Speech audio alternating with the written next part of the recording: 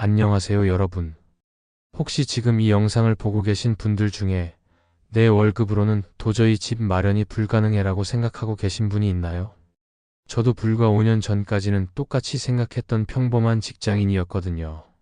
월급 320만 원, 통장 잔고 1억 조금 넘는 정말 평범 그 자체였어요. 그런데 지금은 19억 원짜리 서울 아파트에서 가족과 함께 살고 있습니다. 어떻게 이런 일이 가능했을까요? 로또 당첨? 주식 대박? 전혀 아닙니다. 오늘 여러분께 들려드릴 이야기는 100% 실화예요. 절망에서 시작해서 희망을 찾아가는 그 모든 과정을 솔직하게 나눠드리려고 합니다. 혹시 지금 내 형편으로는 불가능해라고 포기하고 계신 분이 있다면 끝까지 봐주세요. 분명히 새로운 가능성을 발견하실 거예요. 그리고 이런 진솔한 이야기가 더 많은 분들께 도움이 되길 바라는 마음에서 구독과 좋아요로 응원해 주시면 정말 감사하겠어요.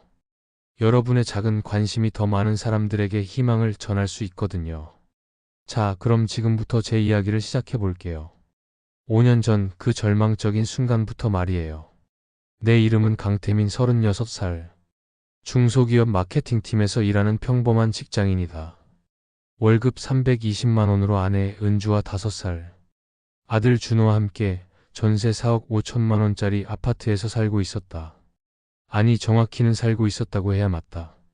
태민아, 집주인이 전화했어. 재계약 안 한다고. 은주의 목소리가 떨렸다. 6개월 안에 나가래.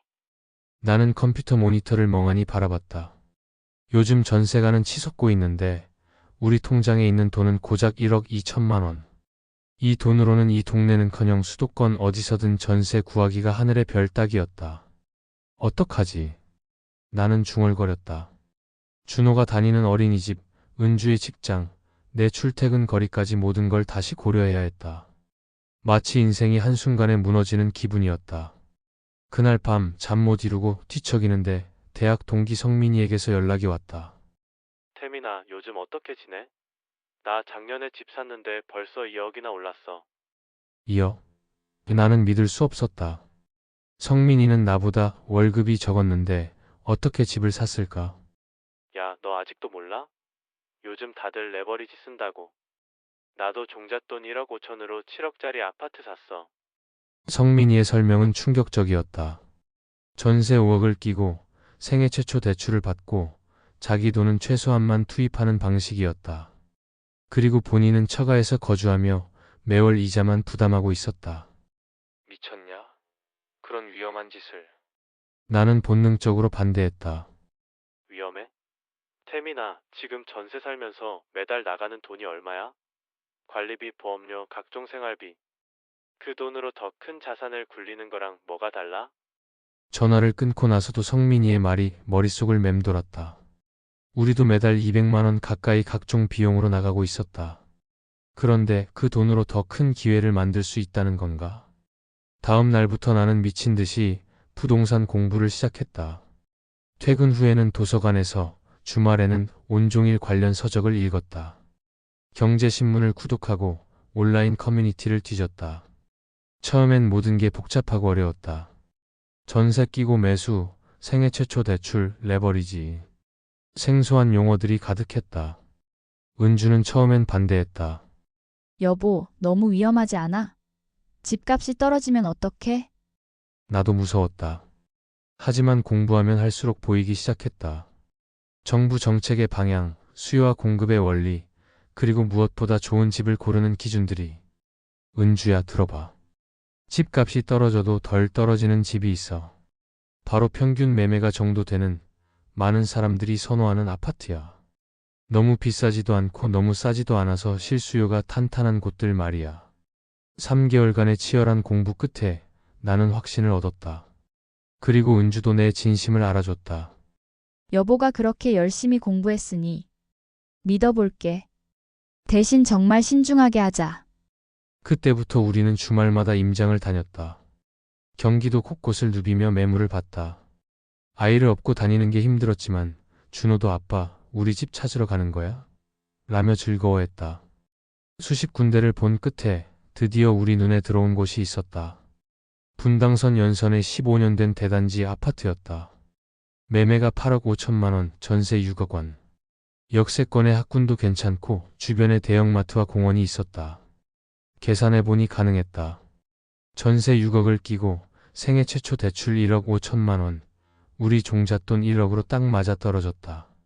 하지만 계약서에 도장을 찍는 순간 손이 덜덜 떨렸다. 정말 잘하는 걸까? 첫 1년은 정말 힘들었다. 우리는 처가에서 거주하며 매월 이자 120만 원을 부담해야 했다. 눈치도 보였고 가끔은 이 선택이 잘못된 건 아닌지 후회도 했다. 준호가 아빠 언제 우리 집에 가? 라고 물을 때마다 가슴이 미어졌다. 하지만 1년 반 후 변화가 시작됐다. 우리 단지 근처에 대형 쇼핑몰 건설이 확정되고 지하철 연장 계획이 발표됐다. 부동산 가격이 서서히 오르기 시작했다. 2년 후 우리 아파트는 11억 원이 됐다. 2억 5천만 원이 오른 것이었다. 세금을 제하고도 2억 원 이상의 수익이었다. 내 원금 1억 원이 3억 원이 된 셈이었다. 태민아, 이제 어떻게 할래? 은주가 물었다. 나는 이미 결정하고 있었다. 서울로 가자. 이번엔 우리가 직접 살 수 있는 집으로. 그렇게 우리는 수익금으로 서울 변두리 14억 원짜리 아파트로 갈아탔다.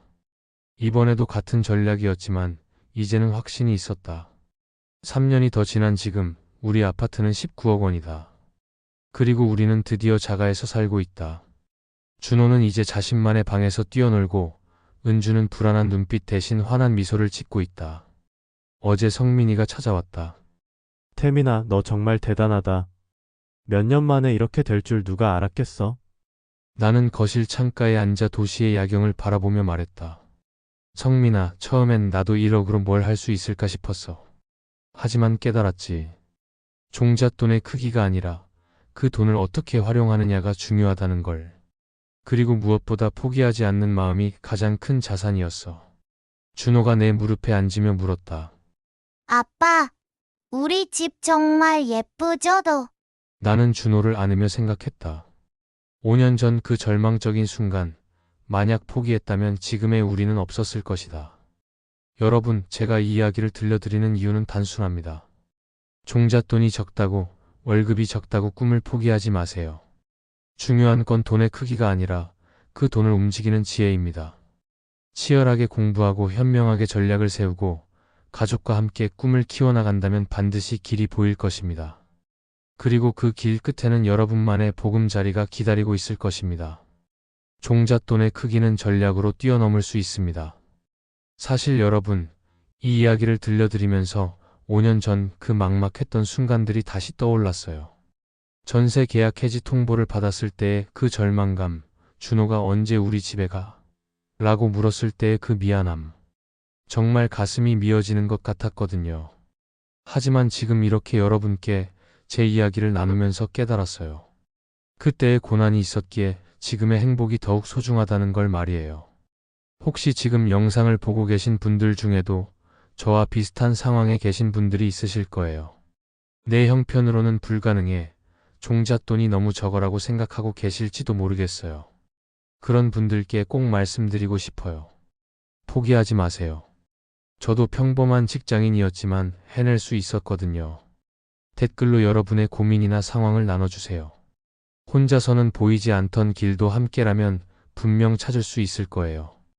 저도 여러분의 이야기를 듣고 제가 겪은 경험들을 더 자세히 나누고 싶거든요. 그리고 이 영상이 조금이라도 도움이 되셨다면 좋아요 버튼으로 응원해 주시고 구독과 알림 설정도 꼭 부탁드릴게요.